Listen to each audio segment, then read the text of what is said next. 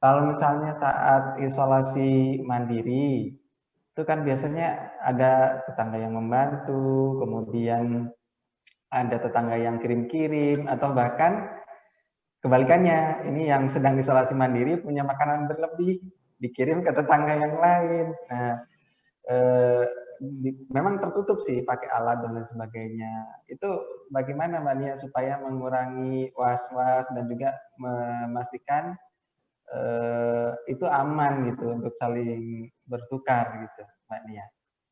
Hmm, sebenarnya kalau misalnya ada berkirim-kirim, yang pasti berkirim makanan atau barang apapun diusahakan dalam kondisi yang tertutup rapat. Jadi tidak memberikan makanan atau barang dalam kondisi yang terbuka, apalagi di piring terus makanan terbuka begitu saja. Jadi tertutup, bisa pakai tempat wadah yang memang kan sekarang sudah banyak ya, dan murah-murah gitu sebenarnya wadah yang tertutup itu juga. Nah, diberikan di situ. Lalu kalau misalnya terjadi perpindahan tempat, nah itu mungkin bisa kita lakukan sedikit pembersihan atau disinfeksi ringan lah untuk si peralatan atau wadahnya tersebut.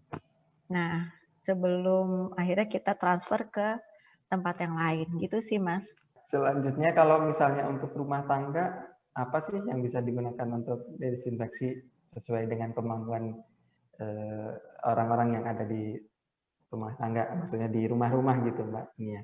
Nah, ini saya juga sering mendapatkan pertanyaan seperti itu Mas. Jadi Hmm. sebenarnya desinfektan apa sih yang bisa digunakan? Ada banyak orang yang bahkan bertanya kalau di rumah sakit tuh pakainya apa? Terus kita mau beli gitulah ini ya, mau bela-belain untuk beli di rumah peralatan disinfektan yang ada di rumah sakit. Nah, sebenarnya banyak sekali yang bisa kita pakai untuk di rumah tersebut, dan itu bisa kita temukan di minimarket atau supermarket yang ada di sekitar kita. Contohnya, yang bahan dasarnya adalah sodium hipochlorite. Sodium hipochlorite itu kalau di merek dagang itu ada Biclean, ada Proclean, atau cairan-cairan pembersih lantai lainnya. Itu kita bisa lihat jadi ketika mau membeli cairan pembersih di minimarket, kita bisa lihat kandungannya dia apa. Oke, dia ternyata kandungan adalah sodium hipochlorite 5%, biasanya seperti itu. Lalu yang lainnya kita bisa pakai hidrogen peroksida atau H2O2. Nah, ternyata di sekitar kita ada juga merek dagang yang bahan dasarnya itu adalah H2O2. Contohnya adalah Vanis. Jadi si pembersih pak itu dasarnya adalah H2O2 dan kita bisa pakai untuk desinfektan di rumah. Itu kita bisa campurkan dengan kadar 0,5%.